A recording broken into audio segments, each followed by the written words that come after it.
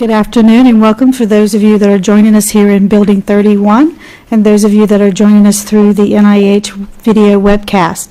My name is Tanya Lee. I'm the Quality Assurance Specialist for the NIH Child Care Programs.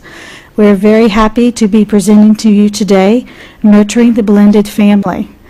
These seminars for the month of April were brought to you by the NIH Child Care Board and the Office of Research Services, Division of Amenities and Transportation Services. April is the month of the young child and is dedicated to helping families and also to children in order to better understand them and to support them.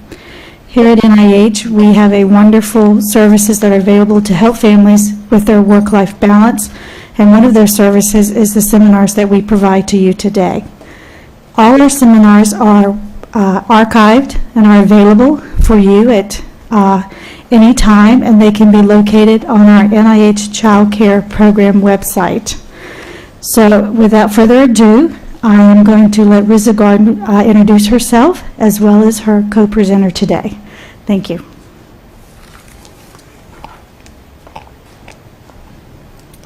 Good afternoon. Thank you for waiting for us. Carolyn Wansigal and I have a tremendous amount of experience working with families in transition, actually 28,000 family members at our nonprofit center. So we speak not only from training, but most of all from learning with the families with whom we work. Today we hope that you will leave with a picture, even begin to think about an action plan for your blended family that will assist you in what we think is a very difficult challenge. Carolyn is going to talk about the joys of forming and being a blended family, and I'm going to talk about the challenges of being a blended family. And this is what I thought as we were preparing. I think so often when a family is going through changes, such as divorce, the death of a partner, and then one is contemplating a remarriage or recoupling, what happens is you don't want to go back to the pain, right, of what you've experienced. So the joy is there. We found someone, we love each other, we're going to make it work, our kids are great, we're just going to put everyone together and there we go, we have our family. What I think and what I challenge you to think about is that so often in our society, nobody wants to deal with pain, right? Very few of us want to welcome problems. So we cover them up and we put them under the rug. And then 2 months after, or 6 months, or 1 year after the honeymoon is over, boom, I never knew your kids were this way. Why don't you tell me that this is how you discipline? So we hope that today, in giving you a very honest overview, and when you look at the research, it takes 4 to 7 years to form a blended family and be on solid footing. We have 1 hour, okay, to give you an overview of what should probably take 16 years. So we thank you for inviting us. We will be, hopefully our goals will be to focus on the joys, the challenges, and then unlike nuclear families, what we're going to do is break down the different relationships and give you some strategies which we hope will help you cope. Thank you.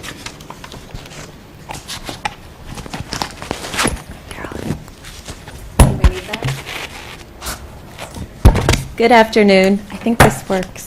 Thank you. Okay, so I'm going to talk a little bit about the joys of blended families. I had a wonderful client that I worked with for around 10 years, and I, was witness to her going through her painful divorce, some relationships in between, and then finally her courtship and eventual remarriage to her second husband. I witnessed her work as she attempted to blend her family. And it was really a privilege and an honor, because this is a wonderful person and a wonderful family. And one of the things that she struggled with was, as she was, contemplating her remarriage, was she kept comparing it to her first marriage and the differences. The excitement with the first marriages, registering for your pots and pans and dishes, the dream of having children together, the ability to have children together. And then she would kind of contrast that with what she was facing now, which felt a little bit less romantic and a lot more realistic. But what we explored together is that realism, that experience, is not necessarily it's not a negative, it's a positive. It's a different experience, not really to be compared to the first. So it's not that you're looking to do it over but right, you're looking to have a new experience with a new person. A professor did such a wonderful job illustrating this when he talked about, find that space that you were trying to fill with your first relationship. Find that space and what you were trying to put in there. And then fill it yourself, whether it's, you needed your self-esteem built up, you felt that you needed to be more assertive, you needed to feel companionship. Find it on your own, and then with your next relationship, being a whole person and feeling safe, secure, and whole in that, you'll be on much more sure ground and much more able to give of yourself because you're not looking to be filled up. So there is a maturity, an experience, a wisdom that comes with blending a family. And also for those of us who are parents, bringing the gift of being a parent and the ability to be able to lend your hope, your wisdom, and just your companionship to your partner's children as well. It's a challenge, but it adds a richness to this blended family. And so thank goodness, really, that the people who attempted are experienced, right? What we're going to do next is Risa is going to talk a little bit about the challenges of being in a blended family.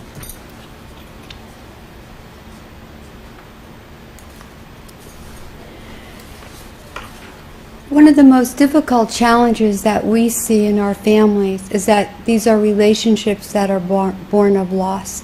And as I just said, when relationships are born of loss, if grief isn't dealt with, and there are many different losses that children, biological or adopted parents, step-parents experience, then there's a tremendous amount of emotional confusion, even chaos going on in the family, because why aren't we all getting along? Everything worked out when we went on vacation together. And there is the other factor that the children came first. And years ago when I was being supervised by just a wonderful clinician, he said to me, Risa, we were working with a blended family, and it was such a horrific session that the stepmom took a chair, she was sitting in a child's chair, and put her back to the rest of the family, which was really her painful way of saying, I can't handle this is too much for me, I'm closing you off. And he said, one of the telltale signs of whether or not a blended family will work is if the parent figures can acknowledge that the children came first. And we're going to talk about how you can make that happen. Also, there are so many different expectations that are usually mushed together in the way that I described before. We're going to make it work. We can do it. But there are so many different expectations, which I will outline, let's say just in the step-parent child relationship, that when we don't check out assumptions, what happens? What happens if you go in as a step-parent thinking, I am going to be the parent in this family. These kids have really missed having a parent who can be there consistently every day. What happens is that you crash into the wall when the children say, thank you very much, we have another parent and we don't need you to pick us up and we don't need you to help us with our homework. You also are dealing with so many different players. I see these relationships as almost exponential unless you break them down, which is why we're breaking them down for you, because it becomes overwhelming. You might have 14 mother-in-laws. You have 16 extended families. So if it's Easter, Passover, Kwanzaa, whatever the holiday is, who do you decide where you're going to, and what if your partner believes that you should go elsewhere? So there are lots of expectations. There are lots of family relationships that usually, when a couple initially comes together, in let's say a first relationship or first marriage, they don't have to consider all these factors. In fact, when we do couples therapy, I usually draw a circle around the couple, and I draw a thick wall, and that says you need to monitor who you let in and who you don't. And in this relationship, the couple has to be very, very careful in who they let in and how they let them in. So Carolyn is now going to spend some time talking about the co-parent and the partner, the adult partner relationship, and the biological parent-child relationship, and then I will further break down the step-parent-child relationship and the extended family.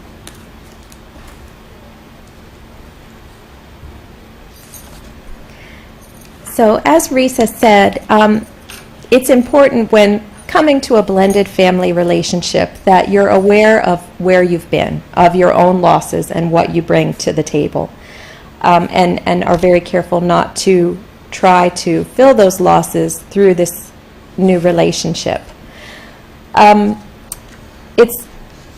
It's also really important for the couple to communicate with each other about everything, to turn to each other first, especially when there are children from previous relationships, teenagers in particular.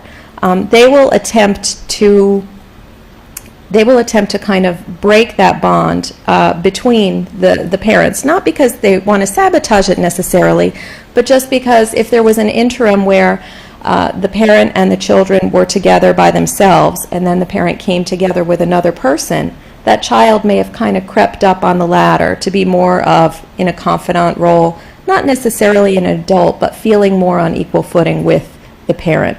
Now seeing the parent turn to somebody else for their communication may feel left out and attempt to get back in there. And so for the two adults in the relationship, it's really crucial for them to turn to one another before they turn to the children. Yes, ma'am. I just wanted to say that even in non-blended families, teenagers will play off against parents, and some of that similar type of thing even goes on. I can understand it's more complicated here, but that goes on anyway sometimes. So true. Yeah. So true. So your point well taken that whether it's an intact family or a blended family, so important for the adults in the relationship to maintain that boundary of this is adult business, and then this is where you get to have your opinion, but not your way necessarily. So there's a decision-making kind of a process that blended families need to go through, and that process may be a little bit more complicated, as you said, than with an intact family, because there's probably another interested parent. So you have two step-parents and then perhaps the biological parents of the children from the other side. So the goal is for the decision-making to be retained between the two biological parents of the children for major decisions, but for the step-parents to be able to have a role in supporting their partner through it. So it's really, as you're entering the relationship, clarifying roles, so that everybody understands what their role is and how the communication is going to go. Sometimes it can feel a little threatening or confusing to have your partner turn to another person to make decisions or have discussions. But it's an important thing to understand that that may occur, and you may have private discussions, and it's all part of making decisions and communicating about the children in the family. So the relationship between the couple, the relationship between the parents, it's really the foundation that the family rests on. And it's important. I mean, as we know, when there's conflict between parents, it filters down to children. They pick up on it in their environment with nonverbal cues, with tension in the air, and certainly when there's verbal disagreements, children are aware of those too. So by taking the time to nurture your relationship as a couple, you're also nurturing the children in the family. Sometimes they can make you feel guilty about taking some time off for a date night or spending private time, but that private time filters down to them and nurtures them in turn indirectly. So don't feel guilty about taking that time. It's important. It's nice to define that time and create a space around it. It's not an easy job being a parent. It's not an easy job being a step-parent, especially when that's not your only job. I mean, in most families, both people work. Often both people work full-time. They care for children. They help children get to all their extracurricular activities and also try to make time for each other. So it's a very difficult job, and letting each other know out loud that you appreciate what each of you is doing is such a supportive, it's such a supportive message and really necessary. So saying thank you and making time for each other. So there's a wonderful researcher who's done a lot of work on marriage and couples. I don't know if anybody's familiar with John Gottman, but what he did was he made a science of studying how couples interact. And he actually, in his, this is true, he has a love lab, he would hook each person in the relationship up to electrodes and monitor their heart rates. He would film them, and he would, note their expressions.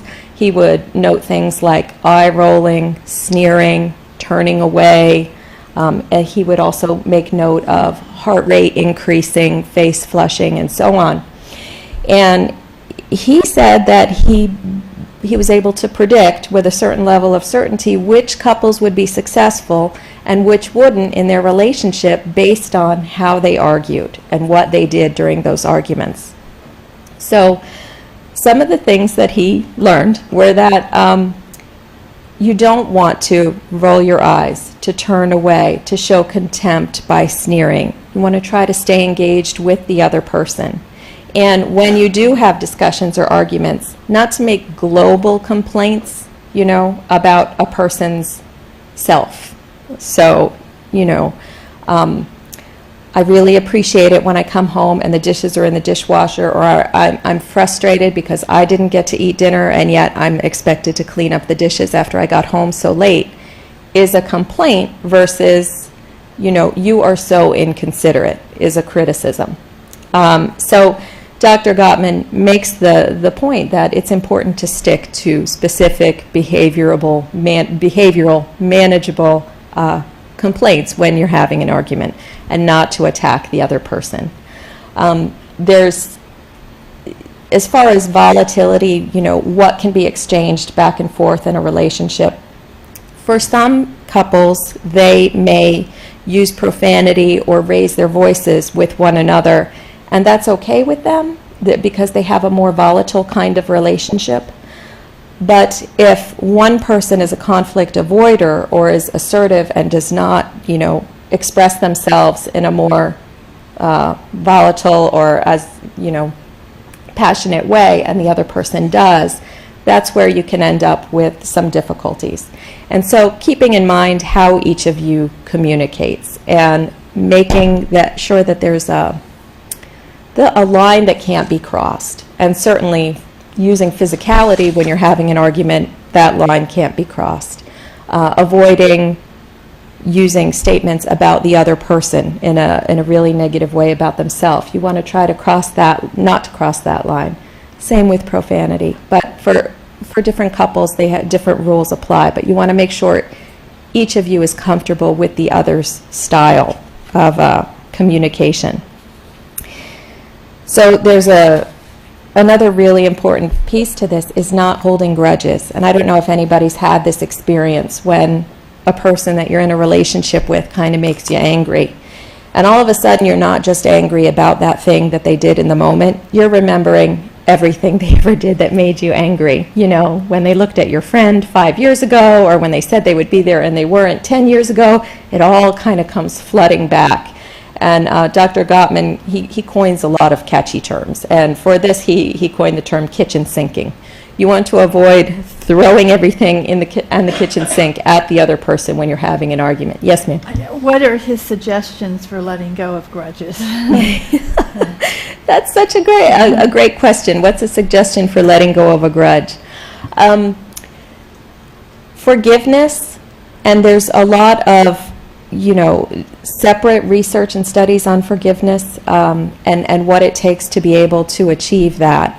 But certainly being able to have a talk with the other person about what it was that they did that was upsetting for you, and to have them acknowledge that, and then after it's been acknowledged, and certainly if they have apologized for it, then it stands to to the person who's holding on to that to allow themselves to let it go. And there are different methods to letting it go. Certainly counseling can be helpful, meditation. There are different faiths that have practices, a kind of a ritual that you can go through to let go and to forgive a person. So the children in a relationship, in a blended family, what they need from their parents when they're coming to this new setup. An acknowledgement and a kind of a certainty that they came first. For example, oftentimes when children are introduced to their parent's significant other, they're at a disadvantage. The parent and their partner are comfortable with one another. They have a rapport, they enjoy each other's company, and the child is new, right, to this relationship. And so they are trying to find their way. And so when families first meet, we'll recommend that the parent of the child and the child sit together. For example, if they're at a restaurant, they sit together on one side of the booth and the other adult sit on the other, just as a kind of a tangible reminder, you and I came first and I want to support you in this relationship and help you to get to know this other person. And then after the relationship is on its feet and the blended family is perhaps even living together, carving out some time for that first family, for the child to spend maybe with their mom or their dad, and if they have siblings, maybe it's once a week. There's a family that I know where one of the partners works late every Thursday evening, and his children happen to go to be with their other parent on that Thursday evening. And so for the other children, they can count on that Thursday evening. We don't worry about making dinner. We get takeout. It's just us and our mom. And they count on that time. They look forward to it. And it's a nice time for them to bond. And then the rest of the time, the majority of the week, they're participating in their larger blended family. The children need also to be able to form their own relationship with their step-parent and to have that relationship be defined for them. And that takes a little time, right? Often there's expectations when children and step-parents come together. They bring to the table, like we're automatically going to love each other. We're automatically going to enjoy each other's company because we're in the same family. And that doesn't happen automatically, right? It takes time getting to know one another, a mutual respect of boundaries, and it can help especially, really with children of any age, to have some reassurance that from their parent, I don't expect your step-parent to replace your dad or to replace your mom. This is somebody that cares about you and loves you and is going to be in your life. And then to allow your child and their step-parent to have some time together and develop that relationship. Sometimes children will bring concerns about their step-parent to their biological parent, and they may complain about them. It's something that you just want to be aware of, as far as it's an attempt to split, to get in there a little bit. Well, I don't like the way they laugh, or I don't like that her kids get to eat Pop-Tarts for breakfast, but we have to have eggs, and they'll point this out, the differences and how frustrating it is for them. So hearing their complaints, but at the same time correcting them if they're disrespectful. And after you've heard them, offering them the chance to come together and have a family meeting, so to speak. And it doesn't necessarily have to have everybody in the family, but just sitting down with you and the child's other parent, step-parent, and talking out their concern. At the same time, you don't want this triangulation to become a pattern where every time the child is upset with their step-parent, they come to you, you hear their complaint, and then you're kind of finding yourself in this caught-in-the-middle situation. So not allowing the child to triangulate the relationship and complain a lot, hearing their complaint and then bringing it back to the person they're complaining about. Hopefully, eventually, the child will directly make their issues known to their step-parent when it concerns them. The children need their parent to handle most of the discipline. It's a matter of respect. So, for example, if a step-parent is alone with a child and a child gets up on the table and starts jumping up and down, the step-parent will obviously say, you need to get down off the table. That's not safe. If the child says, no, you can't make me, then, it's not safe. You're going to need to get down. And when your mom/dad gets home, we're going to sit down and have a talk about what consequence, we're going to put into place. So the major consequences for major infractions of the rules need to come from their parents. The more minor instances, you drop that, can you please pick it up? Can you get down off there so you don't get hurt? Come from really whatever adult is in the room, right? So having a respect that you're not going to be the one that grounds the child for a week or takes away a privilege, but you are going to be the one that stops unsafe behavior and reminds them to be respectful. And finally, from their parent, the child needs the knowledge that they will always be loved, that the parent-child relationship is different than relationships that take place between adults. Children will wonder about that. If you don't love my other parent, what if you don't love me? And they're placed in this new family, and they may have insecurities about that.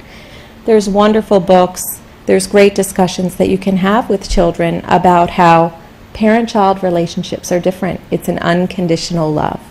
And you can do things that upset me, but you can never do anything that will make me stop loving you. And we will always be a family. But in our family, this is how we live, this is how we spend time together. So, does anybody have any comments or questions about the parent-child role within a blended family or relationship work between the parent and their partner? No? All right, well, thank you.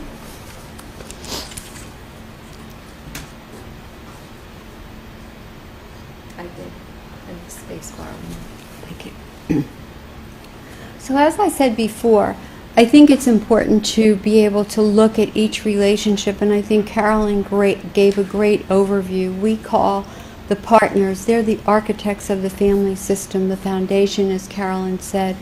And without building that and working on that continuously, you start losing that when you have some of the challenges. So I want to talk a little bit about the step-parent-child relationship. In my mind, from what I've seen, step-parents kind of have a raw deal in this sense. They have very few, if any, legal rights. And yet, they're the ones who are, quote-unquote, schlepping the kids from one activity to the other. They're the ones who are cleaning up if a child develops a stomach virus in the middle of the night. They're the ones who may be very disrespected by the child's other parent. At the same time, I think what does step-parents in is coming into a family with unrealistic expectations, going back to what I said before. I can do it. Maybe I'm the step-parent who's never had children. And that goes back to your point before. I just want to finish this one point and then I'll get back to you. That when it's great to come in with rose-colored glasses, because otherwise we might all run from the concept of any family composition. But at the same time, there are some realities. When I grew up with my kids and they went through middle school, it took me a little while to understand why my son was walking 10 feet ahead of me in any public place, or we had to drop him off at a dance and park around the corner, right? That took a little while to sink in, then we could accept that, right? That we were just not part of his boundary system for a few years. Then as you watch your children grow, when they get to be older adolescents, their job is to leave home. Their job is to function in a larger society. When you've grown up with that child, you develop more realistic expectations. You know that if you could get one family dinner in over the weekend, you have really succeeded. That usually last minute Thursday night, there'll be last minute plans for the weekends, and the kids come and tell you at the last minute, and they're gone. And of course you monitor them, you have discipline, etc. When a step-parent who may not have had children comes in and really wants things to work, that same adolescent behavior is often mislabeled. Look what I do for those kids, and they don't appreciate me at all. I took them to Florida. I just bought $100 prom dress for a junior in high school, my stepdaughter, and look what she does. She just disses me over the weekend because her friend calls her at the last minute. A parent will deal with that, a biological parent, and will not take it personally. A step-parent who may not have that experience is really hurt. And so one tip that we have is that all parents, regardless of what your name is, step-parent, blended parent, a co-parent, needs to be educated in child development. We believe in our work, because we work with lots of transitions prior to that, separation and divorce, that one of the biggest weaknesses with judges, attorneys, and parents is that they don't know about child development. They don't know what to expect at each stage. So they don't know how to normalize in every behavior a child acts out in school. See, you don't know how to discipline. Rather than, before even entering into a long-term relationship, we actually developed a program that helps all the parent figures address the needs of the children before they go on to the next step of forming a permanent relationship or living together, so that they get it. They talk about, what are your values in religion? What do you think about discipline? What's my role going to be as a step-parent? Because once we have some clear definitions, it's much easier to formulate your family and not take things personally. We also see in our work that many parents, Carolyn made a very important point, parent one and soon to be step-parent, they're close, they're bonded, right? They've got a great relationship, which is why they want to go to the next step, right? But they forgot that the children may be at a different point. They may still be grieving the loss of the family, the picture that they had. And grief plays a huge role in any family change. What do we do in our society? We have computers, we have PowerPoints, we have very fancy cell phones. And when it comes to pain, what do we all do? We kind of want to run away and not know how to deal with it. If we can accept that we may be coming in so excited, or as a biological parent, I'm finally happy. As Carolyn said, I'm filling up that space. I feel good about me. I'm healed. I met someone who's going to be a wonderful partner. But is the child there? Many kids we work with come up to us and say, spring break is coming next week. Guess what I have to do, Risa?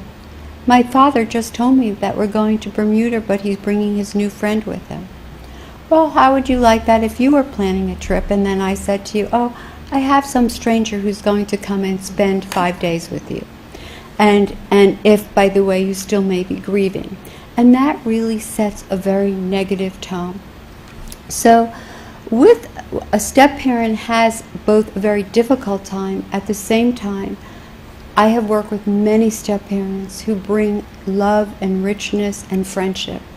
I think a second challenge for a step-parent is to go slow, is to understand that I may be so excited and can't wait to build a home and a family, but the children who may be different ages may not be ready, and to have more realistic assumptions, to be able to work out developmental concerns and mutual expectations.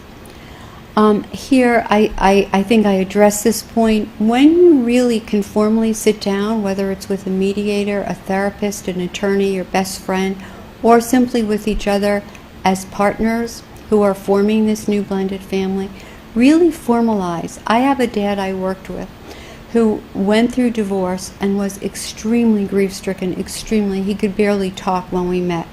And I helped him and his former partner to disengage from their relationship. They had 6 children, very, very devoted parents. About 2 years later, he remarried. And he just said to me recently, he said, you know where I keep my parent plan, Risa?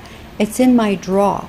And before we got married, I took it out of the desk drawer. And I sat down with my fiance, and we went through my children, her children, how discipline was going to be. Was she going to take them to church? Which church were we going to go to? How about homework? Where do the children do their homework? What if his children do homework in their bedrooms, but her children like to do it in the kitchen when she's fixing dinner? Can we have different standards, different ways of operating? We gloss over that, and if we can address some of the grief and acknowledge it, I understand, says one parent to a child, this is really hard for you. I am going to go ahead because I am very happy and I want us to have a family that includes this person, but I understand where you're at and we're not going to make you do anything that you're not comfortable with. I mentioned about children and their ages. Young children really bond very quickly with a significant other, such as a step-parent. If they're given the chance and they can get to know this person, they are naturally, developmentally, still very dependent upon their family to take them to brownies, to go to a school Halloween parade or play or party. And so it's much easier. It's really, we see most of the challenges and crises with blended family situations. Also, in terms of the children and their losses, remember that, as Carolyn said before, it takes time to develop an adult relationship, right? So maybe you've had several before you found Mr. or Mrs. Right. So what that means that children, and this is very unaddressed, children have suffered other losses in addition to the loss of their intact family. They may have loved Mary. I have an adolescent young man who is really grieving over the loss of a step-parent in his life. And he's not allowed, for different reasons, to see this person. And it's a huge loss. And then the parent meets someone else and can't understand why this adolescent isn't jumping for joy that the parent is happy. It's because, and this young man is able to articulate, I miss this person so much. I'm just not ready. I'm really happy for my parent. So if we consider that, and we consider the uniqueness that begins with children's different ages, their different stages of child development, temperaments. Some kids adjust very easily. You can give them anything. They can have a snack in the car going to soccer practice at 4 o'clock and say, I had my dinner, and wait for another snack at 8. There are other kids who have a more inflexible kind of personality structure, and they need consistency. They need, no matter what's going on, they need their bed, their room, they're going to sleep at a certain time. So if you are very flexible and you say, well, when we merge families and the 3 other kids and there's another boy, so you 2 guys can stay together, that's catastrophic. I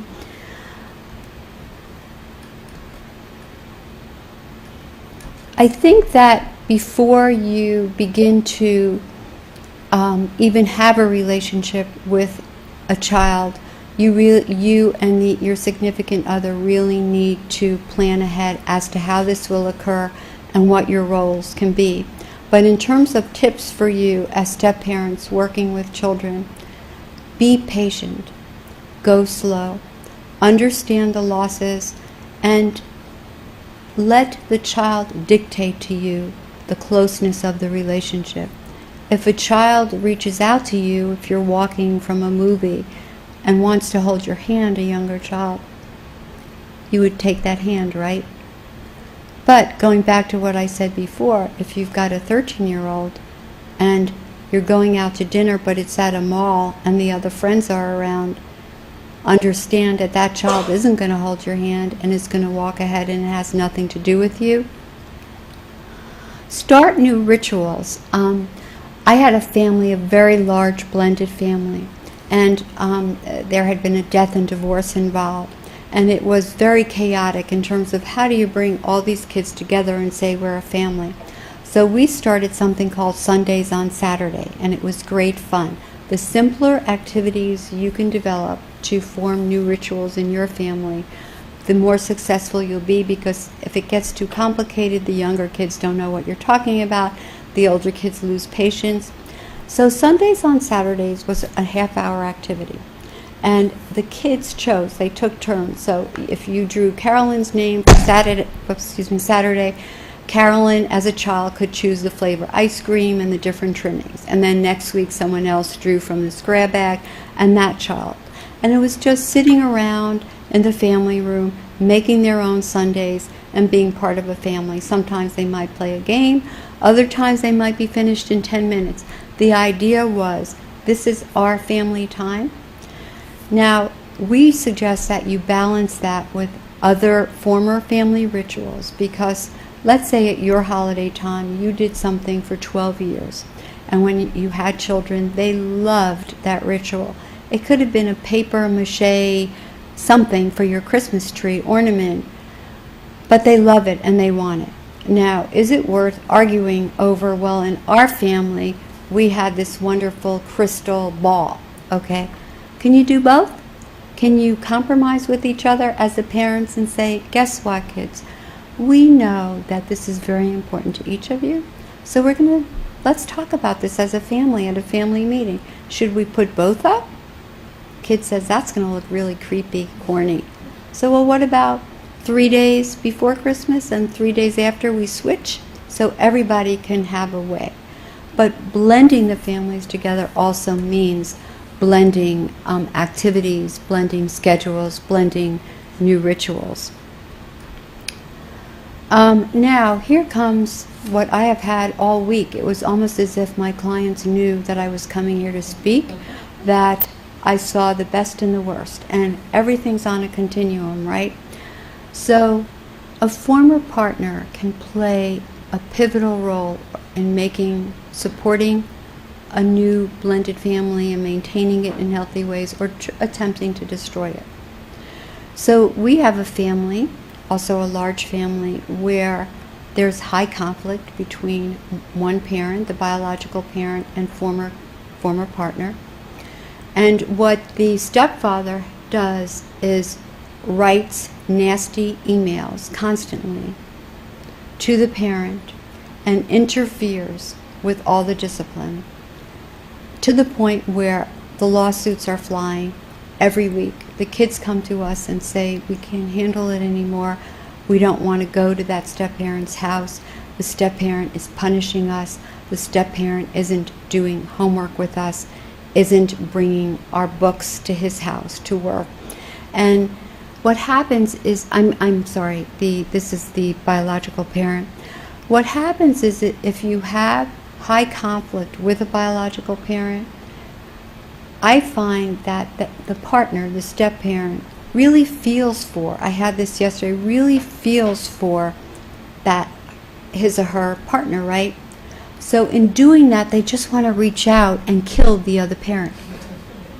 Now, the problem with that is that the co-parent has to deal with the other co-parent, and the child is going to hear and pretty soon see that you are just like ready to kill this person when you're dropping the child off. And no, I'm not going to go up to the door. Please, I feel like you're a chauffeur when you drop me off. Please, can you come up to my mom or dad's door?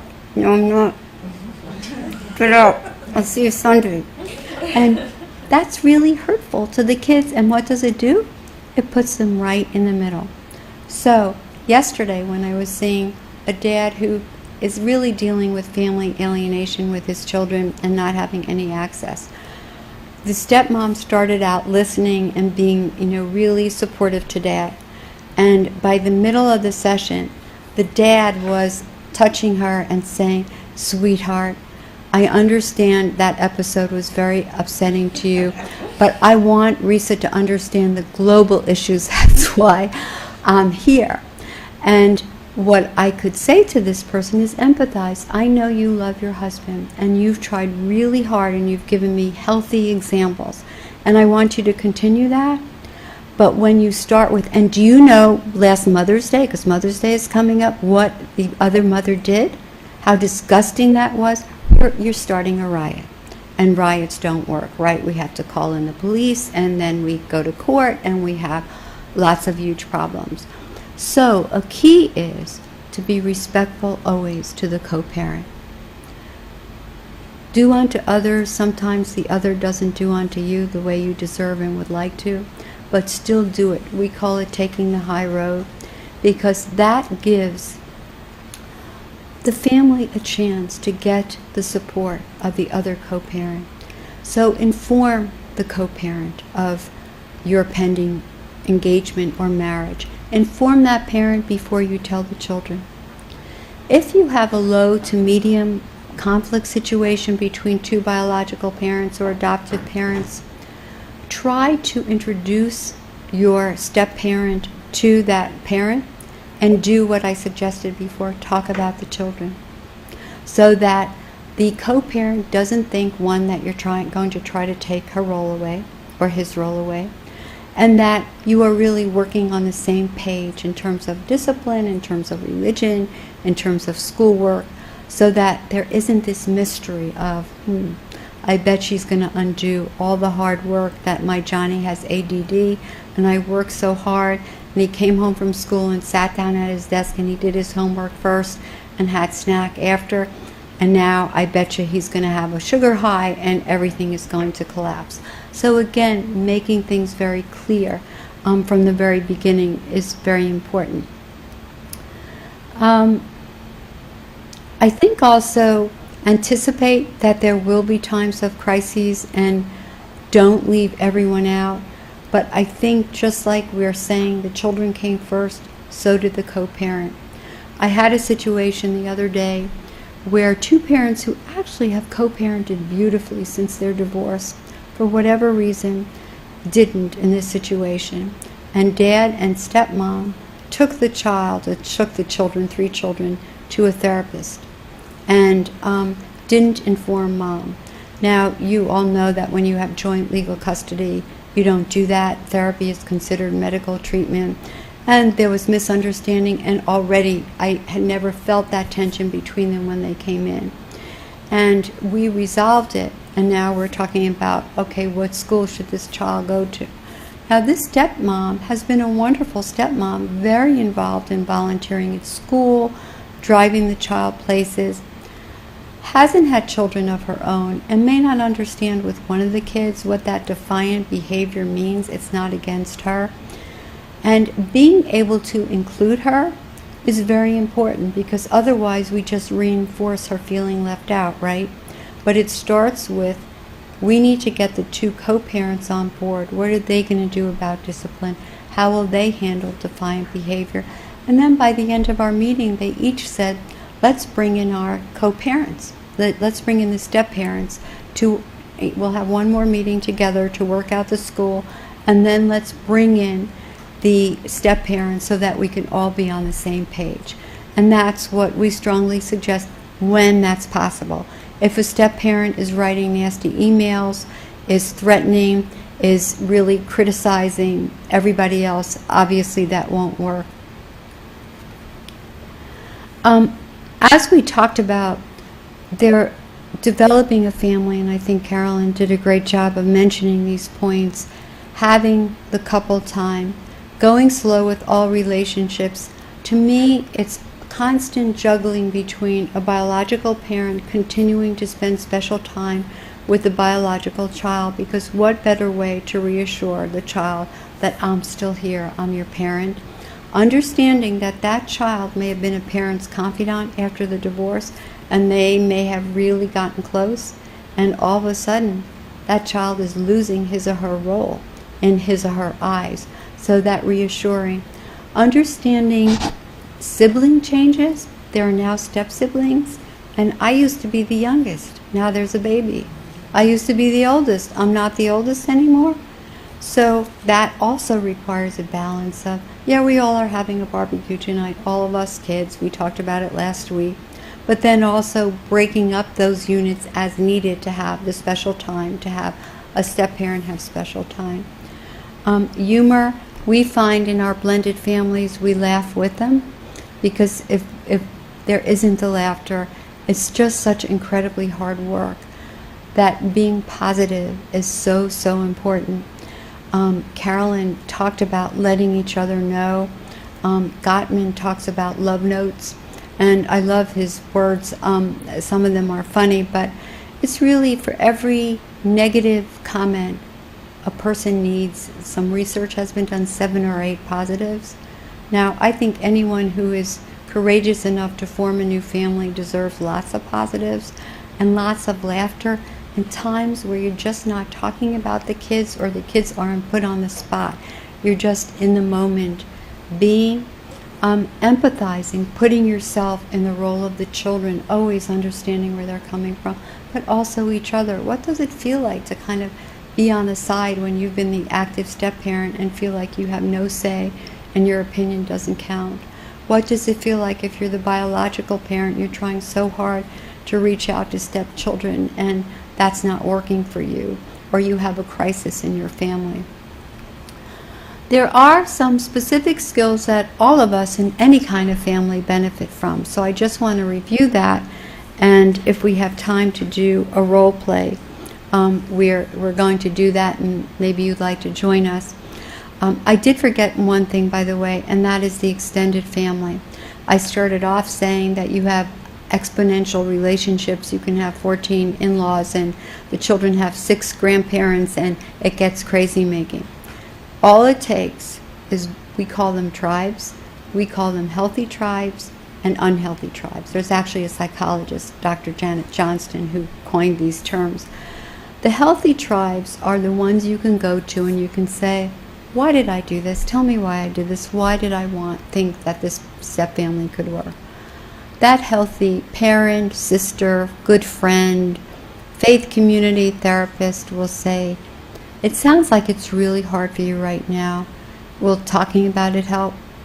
But that person will also put it back on the person speaking and saying, how do you want to put it together? Because you did talk in the beginning about how important this relationship is to you and that you found the love of your life.